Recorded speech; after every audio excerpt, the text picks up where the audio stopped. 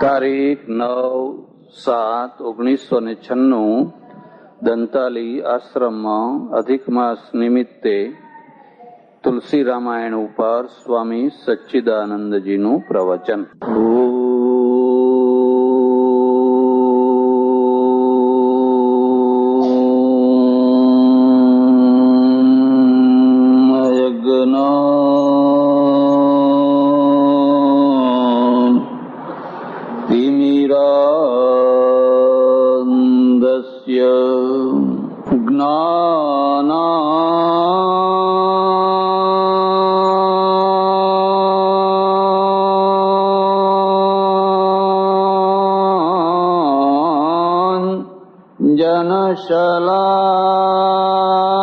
જનશલાકયા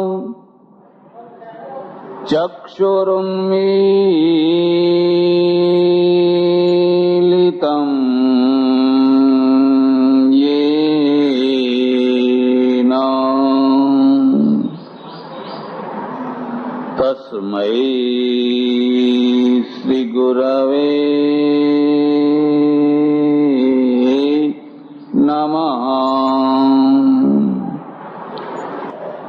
અધિક માસનો પવિત્ર મહિનો ચાલી રહ્યો છે. આ મહિનાના નિમિત્તે સંત શિરોમણી ગોસ્વામી તુલસીદાસ મહારાજ વિરચિત રામચરિત માનસની કથાના પ્રસંગોને સંસારના સૌના જીવનના પ્રસંગો સાથે સંકલિત કરીને કંઈક ધર્મચર્ચા કરવાનો પ્રયત્ન ચાલી રહ્યો. સંસારની કેટલીય ઉપમાઓ શાસ્ત્રમાં આપવામાં આવી છે.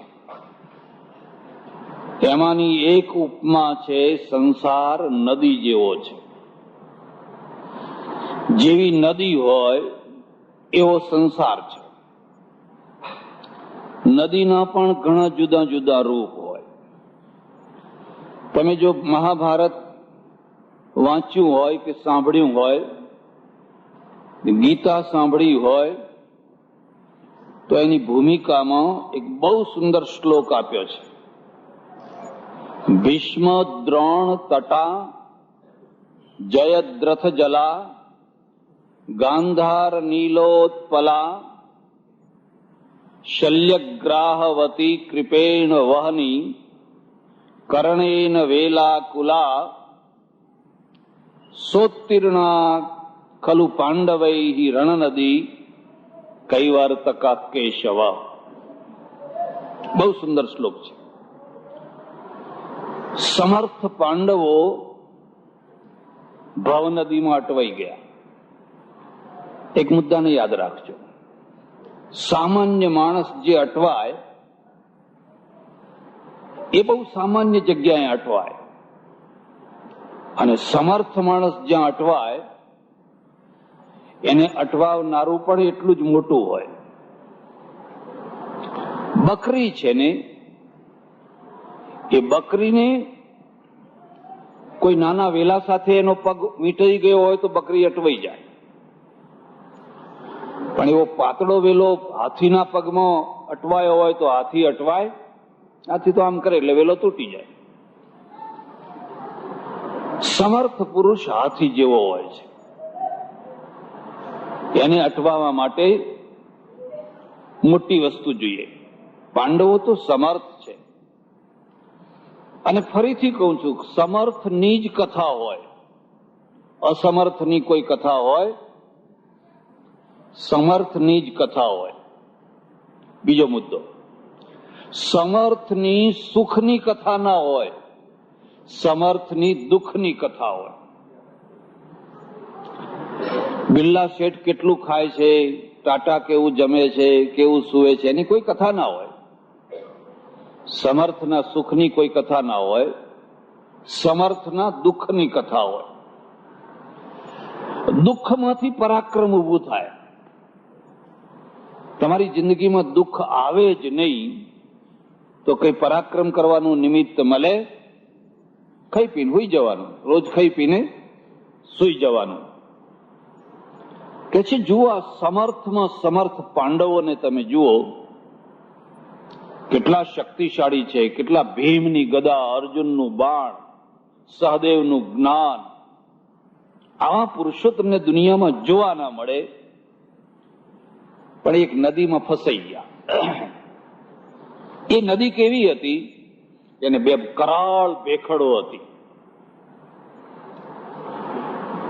તમે સામાન્ય નદી આ મહીસાગર જઈને જુઓ ને, એવી નદી નહીં.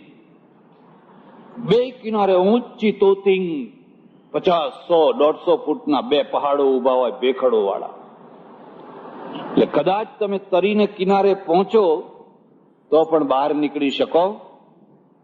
કિનારો જ નથી, એકદમ દિવાલ જેવી ભેખડો ઉભી છે. હવે ભેખડો ચડો કેવી રીતે? અને પેલી નદીનો વેગ છે. કોણ બે ભેખડો છે? ભીષ્મ દ્રોણ તટા. એક તરફ ભીષ્મની ભેખડ છે, બીજી તરફ દ્રોણની ભેખડ છે. અને આ વચ્ચેથી આમની પાંડવો વહી રહ્યા છે. જયદ્રથ જલા, અને જયદ્રથનું જળ ધમ ધમ ધમ ધમ ધમ કરતું વહી રહ્યું છે. પહાડી નદીઓ હોય એમાં એટલો વેગ હોય, એટલો વેગ હોય કે તમારો પગ ટકવા ના દે. અને એકવાર ધસમસતી નદીમાંથી જો પગ તમારો ઉખડી ગયો તો એ ફરી પગને તમે જમાવી શકો? ફરી પગને તમે જમાવી ન શકો. ફરી તમે આમ વાંકા વળીને પગને નીચે ન કરી શકો, ખેંચી નાખે તમને. આટલું હોય તો હજુ ઠીક છે. ગાંધાર નીલો પલા, એ નદીની અંદર, ગાંધાર એટલે શકુની, ગંધાર દેશનો હતો એટલે એનું નામ પડ્યું ગાંધાર. એમાં છુપાયેલા પથ્થર છે. એક દેખાતા પથ્થર હોય ને એક છુપાયેલા હોય. દેખાતા પથ્થરથી બહુ ડરવાનું નહીં, ઉલટો એમાં તો વિશ્રામ કરી શકાય. ચાલો હા પેલા પથ્થરા ઉપર જઈને બેસશું તો વિશ્રામ મળશે. પણ આ તો છુપા પથ્થર છે. તમે વેગમાં જતા હો ને છુપા પથ્થર સાથે અથડાવ ને તો હાડકા ખોખરા થઈ જાય. શકુની જેવા સંતાઈ રહેલા, છુપાઈ રહેલા એવા પથરા કેટલાય આમાં છે. શલ્યગ્રાહવતી, અને શલ્ય જેવા ગ્રાહ છે, મકર છે, મગર છે. મોઢા ફાડીને આમ તરત તમને પકડી લે. શલ્યગ્રાહવતી કૃપેણ વહની કર્ણેન વેલાકુલા, અને કર્ણ કૃપાચાર્ય છે, એનો અંદર વેગ છે. અને કર્ણની ચકરીઓ ચાલી રહી છે. વેલાકુલા ભમરીઓ ચાલે ને, નદીની અંદર ચક્કર ઉભું થાય. અને ચક્કરમાં જો માણસ પડે તો બહાર નીકળી શકે? ચક્કર ચક્કર ચક્કર ચક્કર ચક્કર ફેરવ્યા કરે, નીચું લઈ જાય, મારી નાખે. સોત્તીર્ણ ખલુ પાંડવઈ રણ નદી, આટલી ભયંકર, આટલી વિકરાળ, આટલી દુઃખદાયી નદીમાં પાંડવો ફસાઈ ગયા. પણ તરી ગયા. કેમ તરી ગયા? કઈ વાર તકા કેશવ, કારણ કે એમનો કેવટ કોણ હતો? કેશવ હતો. એક સારો કેવટીયો મળી ગયો, એક સારો નાવ ચલાવનારો મળી ગયો. પછી નદી ભલે ગમે એમ ફૂંફાડા મારતી હોય, પણ એ નાવ ચલાવ બધા વિઘ્નોમાંથી આ બધા લોકોને પાર કરી દીધા. આ મુદ્દાને ધ્યાન રાખજો. તમને જિંદગીમાં શું મળ્યું એનું લિસ્ટ તમારી પાસે હોય કે ન હોય, પણ તમારે એક વાત જરૂર યાદ રાખવાની કે આવી ભયંકર ભેખડો વાળી નદીમાંથી કોઈ હેમખેમ પાર લઈ જનાર કોઈ કેવટીયો મળ્યો છે? કોઈ કેવટ મળ્યો છે? કોઈ નાવિક મળ્યો છે? રાષ્ટ્ર હોય તો રાષ્ટ્ર, કુટુંબ હોય તો કુટુંબ, ઘર હોય તો ઘર, પરિવાર હોય તો પરિવાર, કોઈને કોઈ ટાઈમે આવી નદીમાં ફસાતું જ હોય છે. એક બીજો મુદ્દો યાદ રાખજો. વિઘ્નો જ્યારે આવે, પરિવાર સાથે આવે. કદી એકલું વિઘ્ન આવે? એના આખા પરિવારને લઈને આવે. તમે જાણો કે આ એક આવ્યું છે પારે નહીં, હજુ એના બાલ બચ્ચા બહુ મોટા છે. 3 સાંધો ત્યાં તેર તૂટે. અને જ્યારે જ્યારે સુખ આવે ને ત્યારે તેરને તોડો તો આપોઆપ સંધાઈ જાય. તમારે સાધવા ના પડે, આપોઆપ સંધાઈ જાય. ઘટમાળ એવી છે. એટલે એક માણસ એવો રાખવાનો. ચંદ્રગુપ્તે ચાણક્યને રાખ્યા અને ચાણક્ય કેટલી વાર નદી પાર કરાવી દીધી. રાષ્ટ્રનો ઉદ્ધાર થયો. એ કહેવત છે. અને પાંડવોએ કૃષ્ણને રાખ્યા. કૃષ્ણને કહ્યું, તમે આ નાવ ચલાવજો, અમારાથી આ નાવ ચલાવી શકાય એમ. અને દુર્યોધને શકુનીને રાખ્યો. દુર્યોધને કહ્યું કે એ શકુની, અમારી નાવ હવે તું, એને ડૂબાડી, સારી રીતે ડૂબાડી. એટલે સંસારની ઉપમા છે ને એ નદીની ઉપમા છે. બીજી વાતને તમે સમજો. નદીના બે કિનારા છે અને બંને કિનારા કદી ભેગા નથી થતા. થાય છે? હજારો હજારો વર્ષોથી એકબીજાના સામે સામે ઉભા છે. રોજ એકબીજાને જુએ છે, 24 કલાક જુએ છે, પણ બંને કિનારા કદી એક થતા. અને બંને કિનારા એક થઈ જાય તો શું થાય? નદી ખતમ થઈ જાય તો નદી રહે. ભાગવતમાં એક બહુ સરસ ઉપમા આપી છે. એક બીજો મુદ્દો યાદ રાખજો. કથા છે દુખિયા માણસો માટે છે, મનોરંજન માટે નથી. એનો ભગતને બોલાવ્યા ને આખી રાત કે રમઝટ ચલાવો. આખી રાત બરાબર છે, એ આનંદ કરે, ઠીક છે, પણ કથા છે ને એ દુખિયા માણસો માટે કથા છે. અને દુખિયા માણસોને કેવી કથા સંભળાવવાની હોય જેથી એનું દુઃખ હળવું થાય એવી. એ સાંભળે ને એનું દુઃખ થોડું હળવું થાય એવી કથા એને સંભળાવવાની. વ્યાસ કહે છે, પરીક્ષિતને કહે છે, વ્યાસ તું જો પરીક્ષિત, એક ધસમસતી નદી છે અને નદીની ભેખડો તૂટી રહી છે. આ બીજાના મુદ્દાને યાદ રાખજો. ધસમસતું વાહન હોય, ધસમસતી નદી હોય, ધસમસતું કંઈ પણ હોય, એ ભેખડો તોડવાનું ને વાહન ફૂટપાથ તોડવાનું. ફૂટપાથ ઉપર બેઠા હોય જેના ઉપર ફરી વળવાનું. ધસમસતું વાહન છે, કંટ્રોલ વિનાનું વાહન છે. જ્યાં વેગ ન હોવો જોઈએ ત્યાં વેગ કર્યો છે. એક ધસમસતી નદી છે, એની બે તરફની ભેખડો પડે છે અને ભેખડોમાં પડવાના કારણે કેટલાક લાકડા તણાવવા માંડે છે. ધસમસતી વસ્તુમાં શું તણાતું નથી હોતું. એટલે એક બીજો મુદ્દો પણ યાદ રાખજો. જીવનને હંમેશા ગતિશીલ રાખવાનું, સ્થગિત નહીં કરવાનું, મળદું નહીં થવાનું. ગતિશીલતા સારી વસ્તુ છે, પણ જીવનને કદી ધસમસતું રાખવાનું. રઘવાટ રઘવાટ રઘવાટ, દોડ દોડ દોડ, આંધળી દોડ. પછી કોઈ પણ ક્ષેત્રમાં, રાજકારણમાં હોય કે વેપારમાં હોય કે કોઈ પણ ક્ષેત્રમાં તમે આંખ મીચીને દોડે રાખો છો તો એક્સિડન્ટ કરવાના જ છો. અને એક્સિડન્ટમાં સામા માણસને નુકસાન થતા થશે, પણ પહેલું નુકસાન પોતાને થશે. જો ધસમસતી જે નદી છે ને એમાં એક લાકડું આ તરફથી આવીને પડે છે ને બીજું લાકડું આ તરફથી આવીને પડે છે. એક બીજી વાત પણ યાદ રાખજો. એકલું તણાવું બહુ દુઃખદાયી. કોઈ જોડે તણાતું બીજું મળે ને તો આશ્વાસન મળે, ચાલો હું એકલો તણાતો, આ એ ભેગો તણાય છે. ડૂબતા હોય તો કે એ ડૂબે છે, કે આપણે એકલા ડૂબતા. જો એ વાતને એથી વધારે કરું ને તો એકલું જમવું સારું નહીં. ઘણા લોકો જાણી કરીને બારણા બંધ કરીને એકલા જમે, કોઈ આવી ના જાય. કોઈ આવી ના જાય. અને ઘણા લોકો રાહ જોઈને બેઠા હોય કે કોઈ આવે તો સાથે મળીને જમીએ. બેની પ્રકૃતિનો ભેદ છે.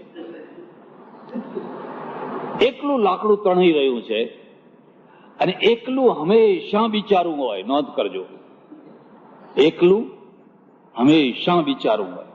ગામમાં રહેતા હોય ને તમે એકલા હો, કોઈ સાથ ના હોય, કોઈ ટેકો ના હોય, બધા હેરાન કરે, બધા દાદાગીરી કરે. જાણે છે કે આના સાથે કોઈ પાછળ પીઠ બળતો કોઈ છે નહીં, એટલે બધા એને ડરાવે, બધા એને દબાવે. આ જીભ બિચારી એકલી જ છે ને. અને પેલા દાંત 32 દાંત, અને 32 પથ્થર જેવા પાછા. અને પેલી પોચી બિચારી, બિલકુલ લુલી પોચી. જયારે જુઓ ત્યારે દાંત દબડાયા કરે, હરખી રહેજે, હરખી રહેજે, હરખી રહેજે. આ દુનિયાનો એક નિયમ છે. સિંહને કોઈ દબડાવા જતું, વાઘને કોઈ દબડાવા ના જાય. કોણને દબડાવા જાય? જે ગરીબ હોય, જે નિર્બળ હોય, જે દુર્બળ હોય. રૂઆબ તો કરવો જ છે ને. હવે રૂઆબ કરવાની એક જગ્યા જોઈએ ને. જો ઘરવાળી દુર્બળ હોય તો ભાઈ એના ઉપર રૂઆબ કરે, જબરો રૂઆબ કરે. પણ ઘરવાળી જો વાઘણો હોય, ઈંટનો જવાબ પથ્થરથી આપે એવી હોય, ભાઈ ઠંડા થઈ જાય, છંછેડશો નહીં, એને છંછેડશો. દરેકને દબડાવવા માટે, રૂઆબ કરવા માટે એક જગ્યા જોઈએ. એટલે પેલું બિચારું એકલું લાકડું તણાયા કરે. અને એકાકીપણું, એકલાપણું, અસહાયપણું, નિર્બળપણું બહુ દુઃખદાયી છે. એટલામાં તણાતું એક બીજું લાકડું આવ્યું. આ બીજી વાતને સમજજો. તમે એકલાપણાના દુઃખી હોવ ને જો તમને બીજું મળે ને, તમને બહુ મોટું આશ્વાસન મળે, બહુ ટેકો મળે, બહુ હૂંફ મળે, ઓથ મળે. આ શબ્દો એટલા માટે વાપરેલા છે. એટલે બીજું લાકડું આવ્યું ને એટલે ખુશ થઈ ગયો. ખાસ ચાલો હવે એક બીજું. બે ભેગા થઈ ગયા અને ભેગા તણાવવા માંડ્યા. તણાય વાંધો નહીં, ભેગા તણાવો. ખાસો લાંબો ટાઈમ સુધી તણાયા. અને તણાતા પણ બે કિલ્લોલ કરવા લાગ્યા, બે આનંદ કરવા લાગ્યા. મુદ્દાને સમજજો. ઘણા લોકો સુખમાં જાણી કરીને દુઃખી થાય છે, અને ઘણા લોકો દુઃખમાં જાણી કરીને સુખી થાય છે. ભગવાને એમને સુખનો ઢગલો આપ્યો છે. આરસપાનનો મહેલ છે, ખાવાનું, પીવાનું, કપડાં, લત્તા, પરિવાર બધું છે. પણ એમાં રહેનારા માણસો જાણી કરીને દુઃખી થાય છે.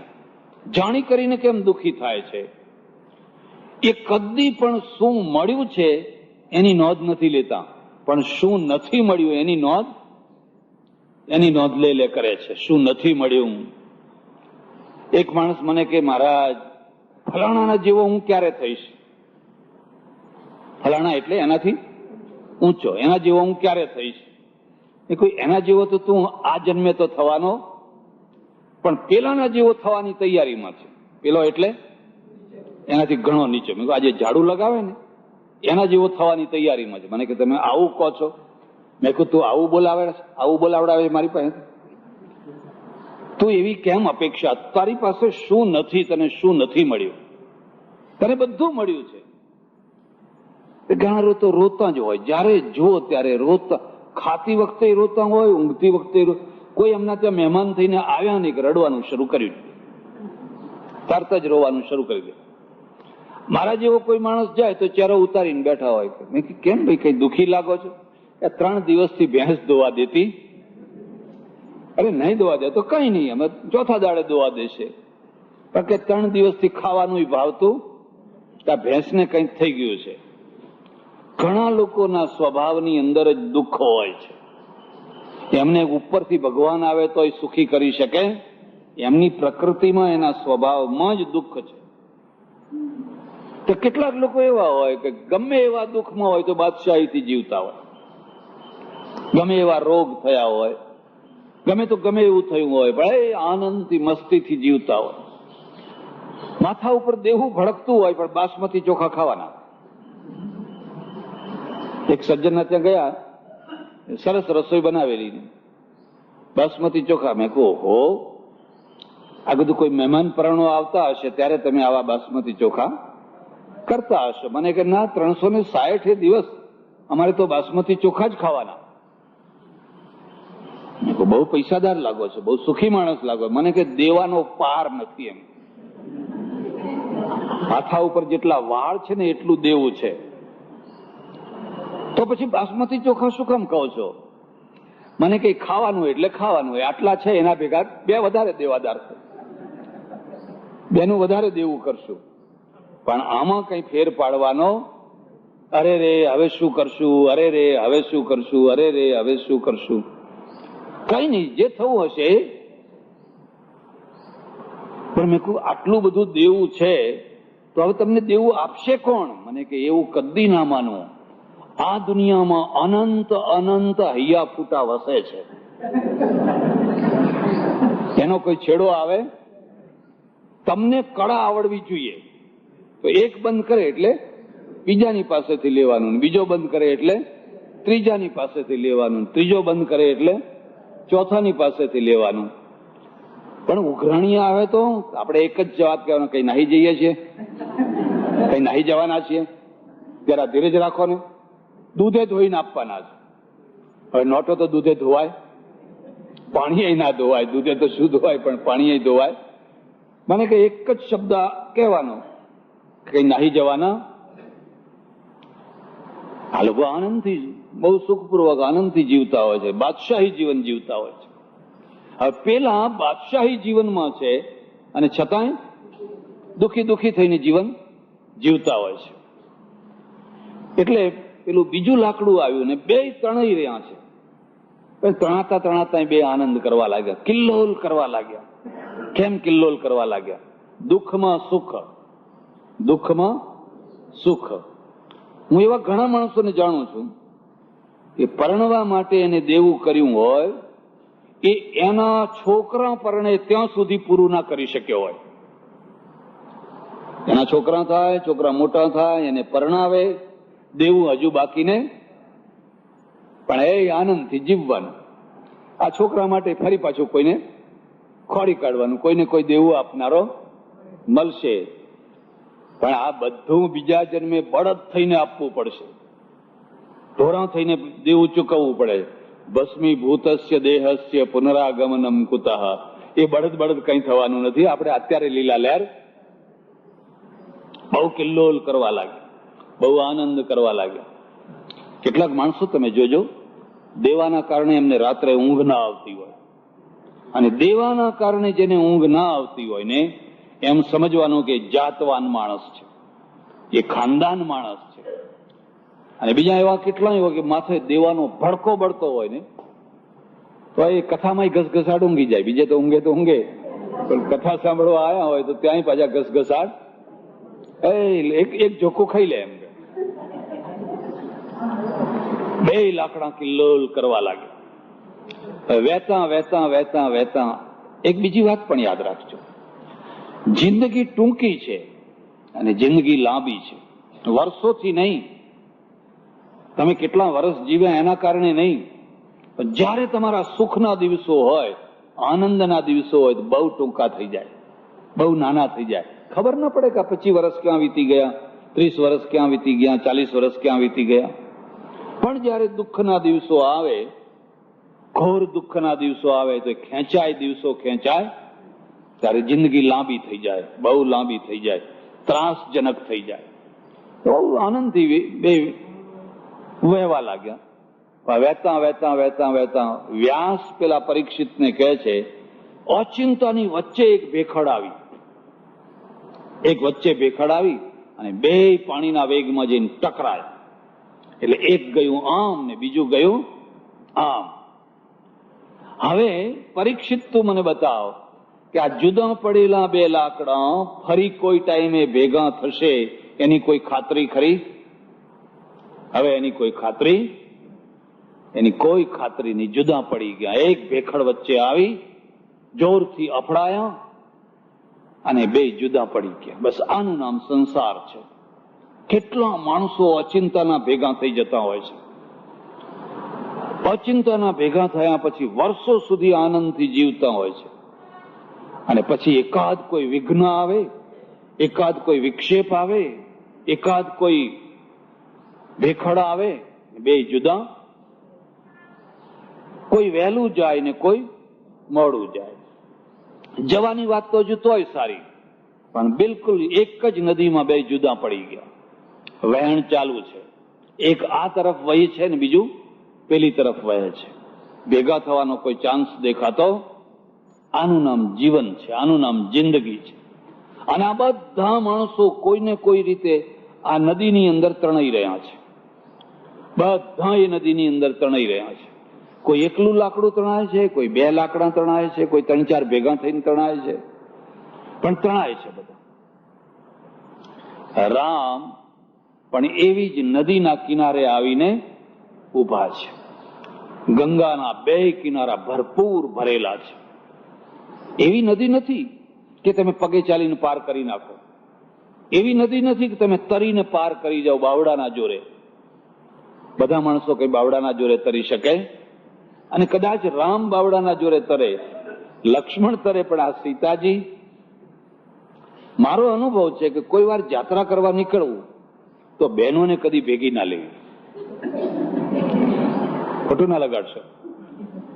કારણ કે 2, 4, 5 પુરુષો હોય ને, બોલવા ચાલવામાં બધી છૂટ. હવે આવ્યો હોય તો એકદમ સિરિયસ થઈ જવું પડે, ગંભીર થઈ જવું પડે. ઉતારાની વ્યવસ્થા, ફલાણી વ્યવસ્થા.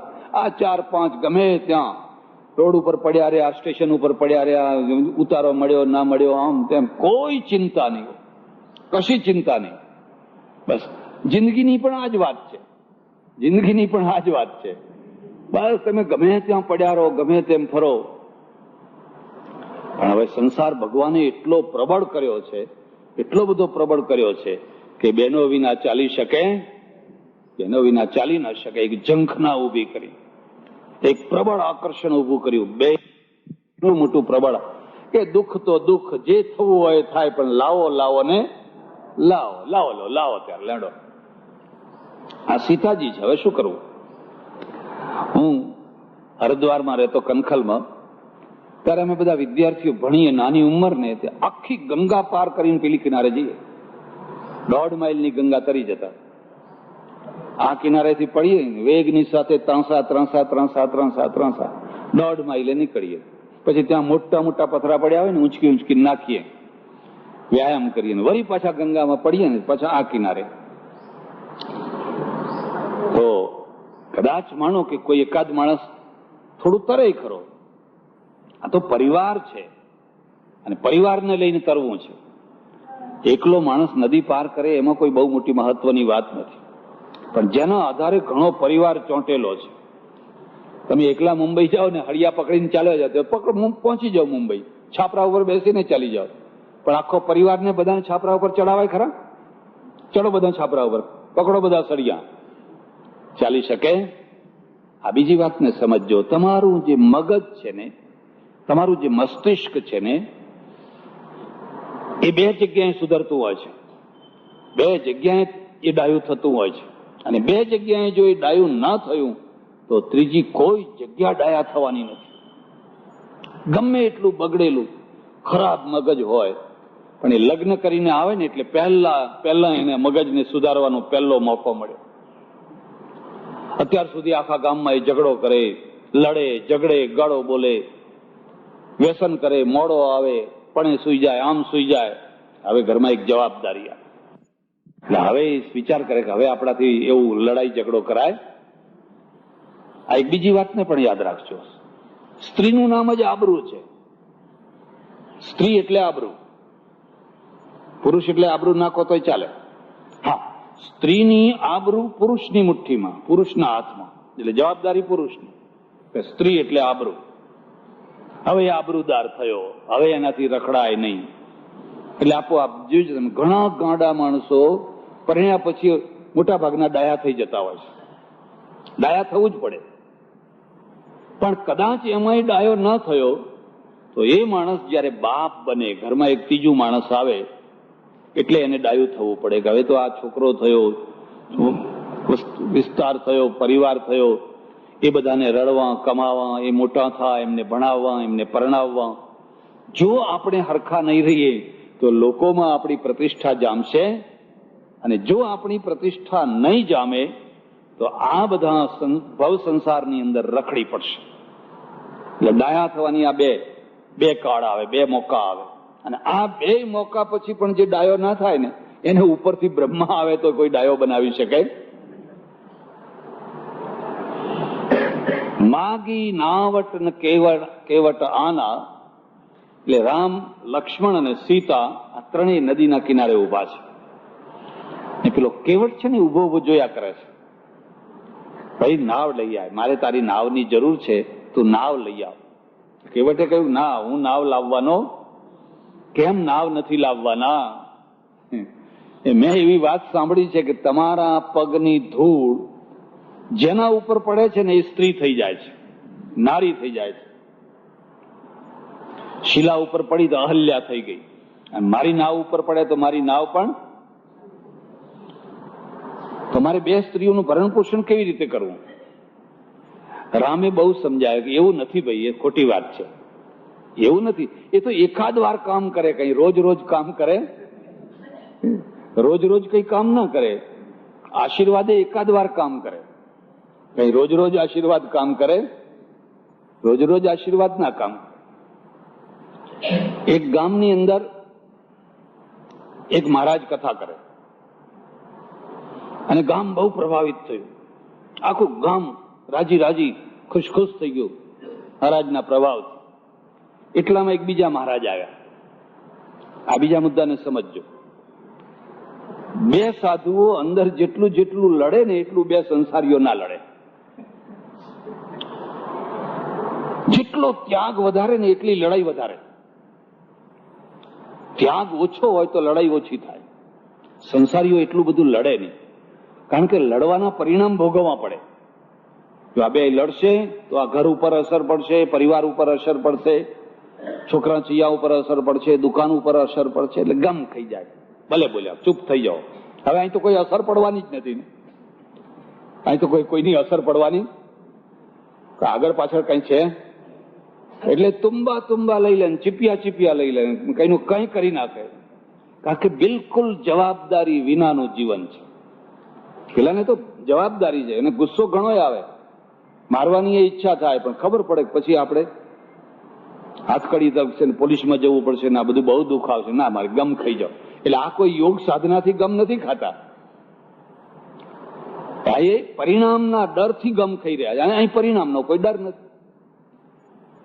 એક બીજી વાત પણ યાદ રાખજો, લડવાનો જયારે મોટો નિમિત્તો ના હોય તો માણસ લડવાનો, પણ નાના નિમિત્તે લડવાનો. પેલા મોટા નિમિત્તે લડે, રાજા મહારાજાઓ લડે તો રાજપાટ માટે લડે. મોટા નિમિત્તો હોય કે આ રાજ લઈ લેવું છે, આ રાજ લઈ લેવું છે, આ રાજ લઈ લેવું છે. અને હવે રાજપાટ ન હોય, એવી કોઈ મહત્વાકાંક્ષા ન હોય, એવું કશું ન હોય, હવે લડવું કેવી રીતે? કે તું બારી આગળ કેમ સૂઈ ગયો, મારે બારી આગળ સૂવું છે. આસન લગાવવા માટે લડે. ખાલી આટલું જ હોય, અહીં તારું આસન કેમ, મારું આસન અહીં લગાવવું છે. ઋષિકેશની અંદર કાલી કમલી વાળા ક્ષેત્રમાંથી ભિક્ષા લે, અને ભિક્ષા લઈ અને ગંગા કિનારે જાય, અને ગંગા કિનારાના પથરા ઉપર બેસીને જમે. પણ મારા પથરા ઉપર જો પહેલા બીજો આવીને કોઈ બેસી ગયો હોય, એ મેરા પથ્થર તુમ યહાં કેસે બેઠે હો, અડધા કલાક માટે બેસવાનું હોય, પણ મારા પથ્થર ઉપર તું આવીને કેમ બેઠો? પેલા રાજા મહારાજા શા માટે લડે? રાજપાટ મળે. અને આ લોકો શા માટે લડે? કંઈક લડવું જ છે, લડ્યા વિના રહેવાનું આ માણસની પ્રકૃતિ છે, લડવાનું જ છે. મોટું નિમિત્ત ના હોય તો પછી નાના નિમિત્તે.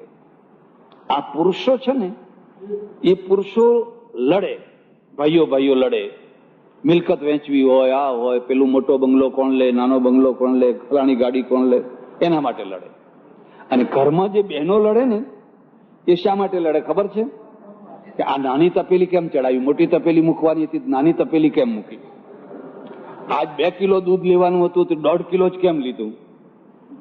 હવે આ નાની નાની બાબત માટે લડે, કારણ કે એમના મગજમાં મોટી વાતો, એમનું ક્ષેત્ર જ નાનું છે, ક્ષેત્ર જ નાનું છે.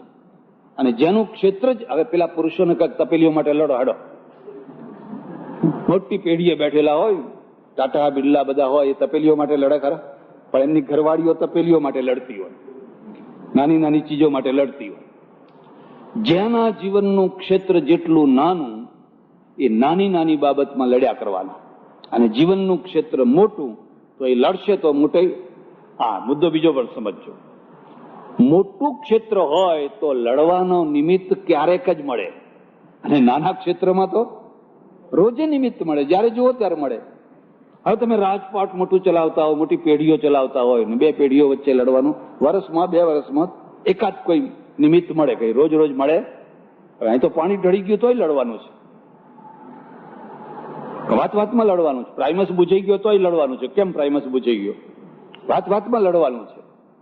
જેમ જેમ જીવનનું ક્ષેત્ર નાનું થતું જાય એમ એમ લડાઈના કારણો વધતા જાય, ને જેમ જેમ જીવનનું ક્ષેત્ર મોટું થતું જાય એમ એમ લડાઈના કારણો ઓછા થતા જાય. એટલે રામ છે ને, રામે કહ્યું ભાઈ તું આવ ને અમને લઈ જા, ના કે તમારા ચરણના ધૂળથી વસ્તુ સ્ત્રી થઈ જાય છે. કે ના ના, એવું રોજ રોજ નથી થતું હતું. તો એ ગામમાં મહાત્મા કથા કરે અને બહુ પ્રભાવ થયેલો, બહુ જામેલી વાત. આ બીજા મુદ્દાને પણ સમજજો. સહન શક્તિનો શું અર્થ છે? કોઈ તમને ગાળ દે અને તમે સહન કરો એ સહન શક્તિ. કોઈ તમારી નિંદા કરે અને તમે સહન કરો એ સહન શક્તિ. કોઈ તમારા ઉપર આક્ષેપ કરે, ખોટે ખોટા આક્ષેપો કરે ને છતાં તમે સહન કરો તો એ પણ થઈ સહન શક્તિ. આ તો એક બહુ સામાન્ય કક્ષાની સહન શક્તિ. સહન શક્તિનો બીજો અર્થ થાય છે કે તમારા કરતા વધારે પૈસાદાર માણસને તમે સહન કરો. એક ગામમાં 2 પૈસાદાર રહેતા હોય, એક થોડો પૈસા વાળો હોય ને એક જરા વધારે વાળો હોય, તો તમે વધારે વાળાને સહન કરી શકો છો. અને સહન નહીં કરો ને તો તમે એની ઈર્ષ્યા કરશો. ઈર્ષ્યામાંથી દ્વેષ થશે, અને દ્વેષમાંથી ઘૃણા થશે, ઘૃણામાંથી નિંદા થશે, નિંદામાંથી ખટપટ થશે, અને ખટપટમાંથી ભડકો થશે. કારણ કે તમે એને સહન કરી શકતા. એક ડોક્ટર છે ને, એ બીજા ડોક્ટરને સહન નહીં કરે. તમે એના આગળ જઈને વખાણ કરજો, સાહેબ આ પેલા ડોક્ટર પાસે 15 દિવસથી દવા લઈએ છીએ પણ મટતું નથી, એટલે હવે તમારી પાસે. એટલે પેલો ડોક્ટર શું કહે છે કે અરે અમે 2 ભેગા ભણતા હતા, એને કશું આવડતું નતું, એ તો માંડ પાસ થયો, જેમ તેમ